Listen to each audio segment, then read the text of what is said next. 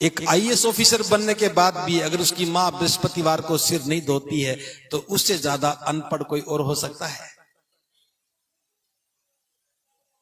हमने ज्ञान तो अर्जित किया, उस ज्ञान से हमने नौकरियां तो ले ली, उस ज्ञान से मकान तो सुंदर बना लिए क्योंकि पैसा अच्छा कमा लिया, लेकिन आज भी महिलाओं का सिर नहीं धुलवा पा रहे। ये अज्ञानता है, ये अविद्या है और ये ही दुख है। अगर कोई महिला बृहस्पतिवार को सिर धो ले तो बुखार हो जाएगा। मेरे पास एक बच्चा आया, मैं स्कूल भी चलाता था। उसने गले में बहुत सारे काले पीले धागे बांध रखे, तवीज बांध रखे। चौथी क्लास में बच्चा पढ़ता था। मैंने आते पूछा भी ये क्या बांध रखा। उसकी मम्मी ने कहा कि भंते जी बस इसी को हाथ मत लगाना। मैंने कहा क्यों? इनके उतारते इसको बुखार हो जाता है। मैंने कहा ये साइंस तो बहुत बढ़िया है। मैंने उसी के सामने कैंची से काट करके मैंने कहा कि आज के बाद बिल्कुल बुखार नहीं उतरेगा क्योंकि मैंने काटा है। उस बच्चे को बता दिया कि आज तो बुखार बिल्कुल भी नहीं होगा और होगा कल भी नहीं, परसों हो जाए तो मेरे पास आ जाना। उस बच्चे को तो बुखार हुआ नहीं, उसकी मम्मी को बुखार हो गया। मैंने अगले दिन फोन करके पूछा, उसकी मम्मी का फोन आया, जी बेटे को बुखार तो नहीं हुआ?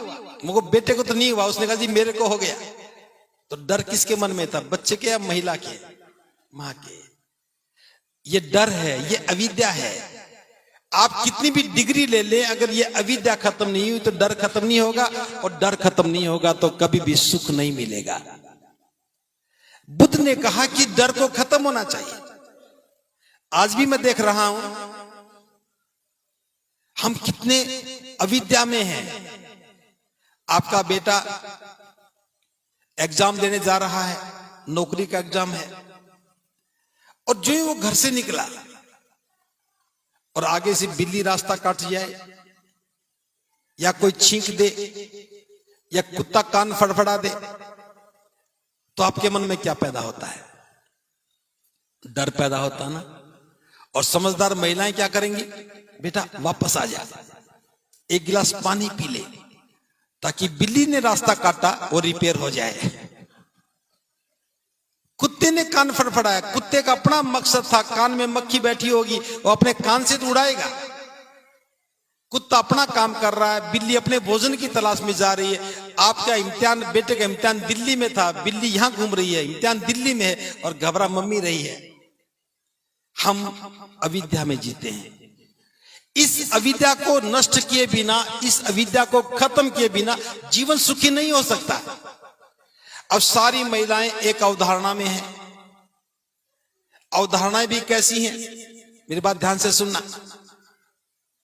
अगर कोई पुरुष बाल बड़े बड़े कर ले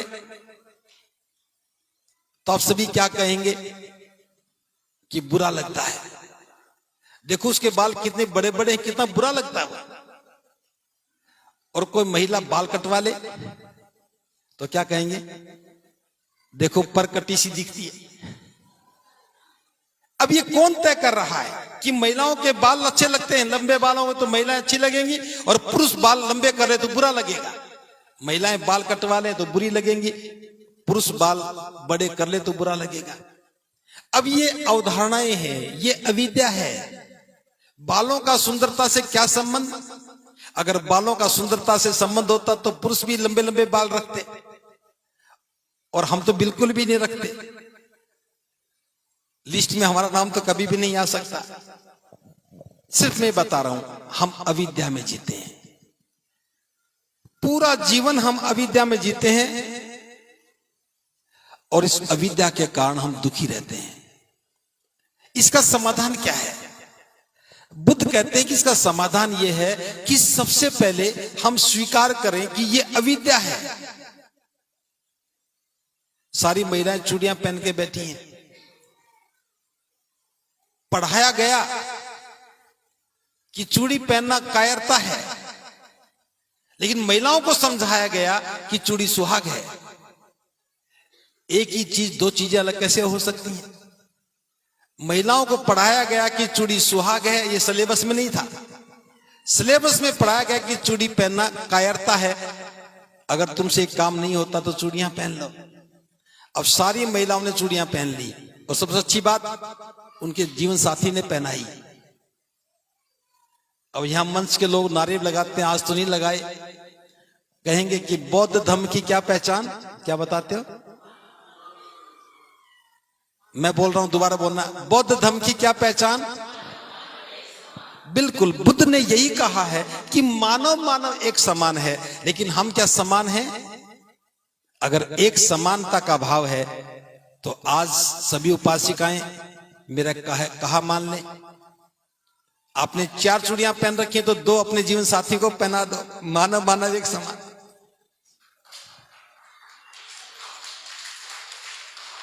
ताली वही बजाए जिसकी समझ में आ जाए। देखिए, बुद्ध का दर्शन बड़ा व्यवहारिक है। एक बात समझ में आ जाए तो जीवन की सारी बाधाएं टूट जाएं। हम कितना अविद्या में हैं। शादी तय हुई, पहला उपहार होने वाले पति की ओर से चूड़ियां मिली, चूड़ियां मिली, स्वीकार कर लिया, कोई बुरी बात नहीं है, कम से कम आधी चूड़ी लौटा ही देते। क्या पति का सुहाग नहीं होना चाहिए? क्या सवाल नहीं पूछना चाहिए? अगर चूड़ी पहनना सुहाग है तो पति बिना सुहाग के क्यों घूमे? या तो चूड़ी एक उनको भी पहना दो, या अपने उतार के खुट्टी के टांग दो। अगर मैं ये कहूंगा तो पता क्या होगा? घर में झगड़ा शुरू। हर महिला कहेगी, अरे तुम्हारी चूड़ियों क्या हो गया, हाथ बड़े बुरे लगते हैं। अब हाथ बुरे लगते हैं, ये अविद्या है। पुरुष चूड़ी पहन ले तो लोग क्या कहेंगे, अरे तुम्हारे हाथ बुरे लगते हैं, ये अविद्या है। इस धारणा में बंध जाना ही अविद्या है, प्रज्ञा नहीं है। हम कितने पढ़ लें, धारणाओं से नहीं लड़ पा रहे। इन धारणाओं में बंधे होने का नाम ही दुख है। बुद्ध कहते स्वीकार करो कि ये अविद्या है, और जो स्वीकार करते हैं तो उस अविद्या से बाहर निकला जा सकता है। और अविद्या से बाहर निकलने के लिए बुद्ध ने मार्ग बताया, मैं आज नहीं बता पा रहा हूं क्योंकि लंबा समय हो जाएगा। जब हमें लगेगा कि ये कायरता है, जब हमें लगेगा कि बिल्ली ने रास्ता नहीं काटा, बिल्ली तो अपने मकसद से जा रही थी, मैं अपने मकसद से जा रहा हूं, बिल्ली का मेरे रास्ता काटने से क्या संबंध? कुत्ते ने अपना कान फड़फड़ाया तो अपनी मक्खी उड़ा रहा था, मेरे पास भी अगर मच्छर काटेंगे तो मैं भी प्रयास करता हूं, उसका मेरे काम से क्या संबंध? हम निर्भय हो जाते हैं। जितने भी मन में डर है हम निर्भय हो जाते हैं, और निर्भय होंगे, जिस क्षण हम निर्भय हो जाएंगे उस क्षण हम खुश होंगे, और जिस क्षण हम खुश होंगे उस समय बुद्धि निर्मल होगी, और जब बुद्धि निर्मल होती है तब व्यक्ति सुख अनुभव करता है। बुद्धि का निर्मल हो जाना ही सुख है। और बुद्धि निर्मल होने के बाद हम जो भी निर्णय लेंगे वो निर्णय भी सही होगा, और निर्णय के लिए जो प्रयास करेंगे वो भी सही होंगे, और परिणाम जो आएगा वो भी सही होगा। वो सम्यक संकल्प हो गया। सम्यक दृष्टि बुद्धि का निर्मल होना है, और सम्यक संकल्प उस क्षण में बुद्धि की निर्मलता के साथ जो निर्णय लिया, जो प्रयास किया, उसके परिणाम बेहतर आए, बुद्धि की निर्मलता और बढ़ जाती है। ये प्रज्ञा है। ये पाठ हमसे छूट गया। जीवन को श्रेष्ठ बनाने के लिए हमें प्रज्ञा में जाना चाहिए था, और हम ज्ञान की बात करने लगे। ज्ञान क्या है? जानकारियों का संग्रह ही तो ज्ञान है। आप मुझसे पूछो कि पानीपत का युद्ध कब हुआ, हो सकता मैं ना बता पाऊं। मुझसे पूछो कि प्रकाश की गति कितनी है, हो सकता ना बता पाऊं। वो जानकारियां हैं, मेरे पास नहीं है, नहीं हो सकती। लेकिन जीवन को श्रेष्ठ बनाने के लिए, अविद्या को तोड़ने के लिए, अविद्या का नाश करने के लिए, प्रज्ञा में जाने के लिए हो सकता है कि मैं मार्ग समझा पाऊं। तो बुद्ध का धम्म सीमाओं में नहीं है कि महिला के लिए अलग बात है तो पुरुष के लिए अलग बात है, ऐसी कोई बात नहीं। कुत्ते के कान फड़फड़ाने से, बिल्ली के रास्ता काटने से जिसके मन में डर पैदा हुआ, चाहे पुरुष है चाहे महिला, वो अविद्या में है। हमें इन बातों को समझने के लिए प्रयास करना चाहिए। जिन महिलाएं समझ जाएं, अविद्या से दूर हो जाए, आप देखना उस दिन कोई ताकत नहीं जो आपके मन में भय पैदा कर दे। हम किसी के बनाए हुए सिद्धांतों से जीवन जी रहे हैं, अपना कोई सिद्धांत नहीं है। महिलाएं सूट और साड़ी पहनेंगी और पुरुष पैंट कमीज पहनेंगे, ये धारणा किसके मन में है? अब किसी महिला को कहो कि आप भी पैंट शर्ट पहनो, ओके नहीं जी मैं कैसे पहन सकती? किसने कहा? ये अविद्या है। बुद्ध इस अविद्या को तोड़ते हैं। बुद्ध कहते हैं वस्त्र का काम शरीर को ढकना है, जो अच्छा लगे सो पहनो, लेकिन पुरुष साड़ी नहीं पहन सकता।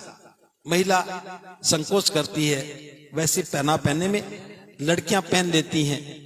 अभी समय बदल रहा है और बदलेगा, लेकिन सबसे पहली बात हमें अविद्या को दूर करना चाहिए।